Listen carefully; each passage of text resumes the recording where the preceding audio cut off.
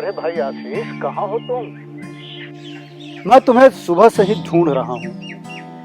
अरे आज छुट्टी के दिन भी तुम किस विशेष कार्य में उलझ गए हो? मैं घर में यहाँ अकेला बोर हो रहा हूँ। तुम वापस घर आ जाओ। ठीक है भैया, मैं आ रहा हूँ। मेरे भैया बिल्कुल सही कह रहे हैं।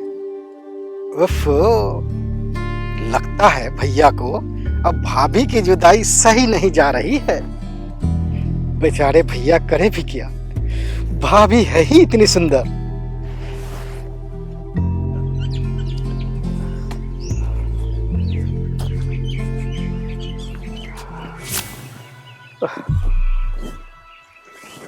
पता नहीं वीरेंद्र भी कहाँ मर गया। आज उसे सत्यनारायण भगवान की कथा भी करवानी थी, पर अब तक उसका कोई अता पता नहीं। कहीं मेरी गैर हाजिरी में आशीष से उसका मुलाकात तो नहीं हो गया? अरे उसके चक्कर में मैं एक दूर के पुरोहित का कार्य भी ठुकरा दिया। ओहो, लगता है वह फिर किसी के बहकावे में आती है। हरिओम हरिओम। काहे भैया, आप इतना उदास क्यों हैं?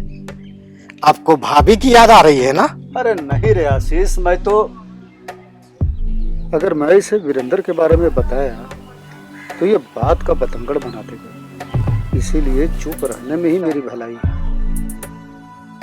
काहे भैया, आप चुप क्यों हो गए? भैया आप सचमुच भाभी की यादों में जल रहे हैं। हाँ, तुम सही पकड़े हो। भैया, हमारे बाबूजी इस क्षेत्र के सबसे अच्छे ज्योतिष थे और आपका विवाह उन्हीं की मर्जी से उस साल के सबसे अच्छे लगन मुहूर्त में किया गया। फिर भी आप दोनों की जोड़ी क्यों नहीं जम पाई? देखो भाई, तुम हरदम इस तरह मेरे पीछे क्यों पड़े रहते हो सकता है ये सब मेरे पिछले जन्म का दोष हो। मुझे मालूम था भैया कि आपका जवाब यही होगा। जब आपके मंत्र तंत्र और शुभ मुहूर्त पिछले जन्म के पापों को नहीं मिटा सकता, तो फिर उसके लिए इतने फिजूल के खर्च और समय की बर्बादी क्यों? भैया, आप इन झूठे और काल्पनिक रीति रिवाजों से बाहर निकलिए और भाभी से मिलकर उनके विचारों को समझने की कोशिश कीजिए।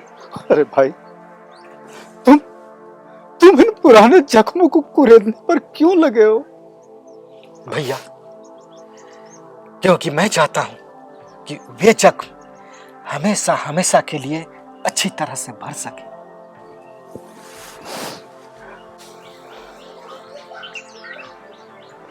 आशीष, मैं तेरे भाभी को जरा भी नहीं समझ पाया कि आखिर उसने मेरे साथ ऐसा क्यों किया।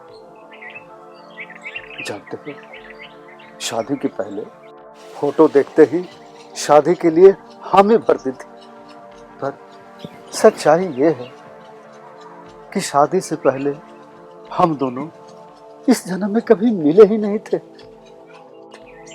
फिर उसके बाद पता नहीं उसके दिमाग में क्या फतूर बैठ गया।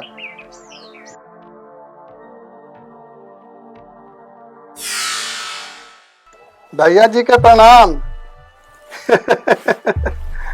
आप ही के ससुरारी आए हुए हैं भैया, भाभी जी के हाथ से चाय पीने।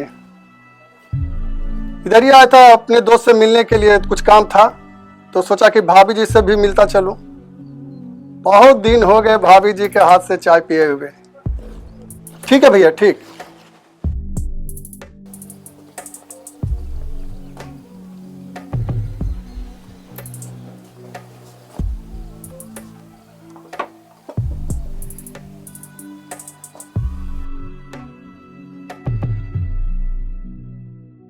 ऐसे क्या देख रहे हो कलुआ? भाभी जी, मैं देख रहा हूँ कि अभी भी आप किसी हीरोइन से कम नहीं हैं। पर इसका क्या फायदा जो अकेली यूं ही जीवन काट रही हूँ। उधर ठेकेदार साहब का भी यही हाल है।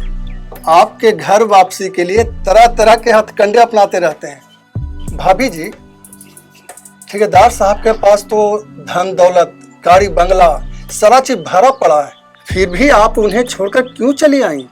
क्योंकि औरत को सिर्फ पेट भरना ही जरूरी नहीं होता, उसका गोद भरना भी जरूरी होता है, तभी उसकी आत्मा को शांति मिलती है। पर ठेकेदार साहब को तो पैसे से प्यार है। भाभी जी, अब ठेकेदार साहब को अपनी गलती का एहसास हो चुका है, इसीलिए तो आपके घर वापसी के लिए तो भगत जी के पास दिखाने गए हैं। क्या सच में? हाँ भाभी जी, मैं चलता हूँ भाभी जी। प्रणाम भाभी जी।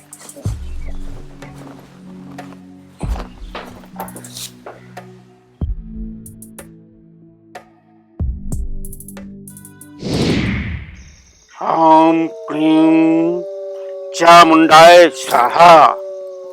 ॐ क्लीं चामुण्डाय। ॐ क्लीं चामुण्डाय स्वाहा। ॐ ह्रीं चामुण्डाय। ॐ ह्रीं चामुण्डाय। ॐ क्लीं चामुण्डाय। ॐ क्लीं चामुण्डाय। ॐ ह्रीं चामुण्डाय। ॐ ह्रीं चामुण्डाय। ॐ क्लीं चामुण्डाय स्वाहा।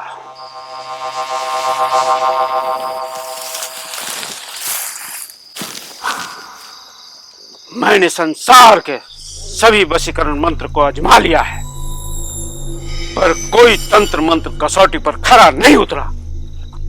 लगता है यह कलयुग कर्म प्रधान युग है, इसमें मंत्रों की शक्ति बिल्कुल काम नहीं करता है। लगता है मुझे मंजिल को पाने के लिए कलयुग के नक्शे कदम पर चलना होगा।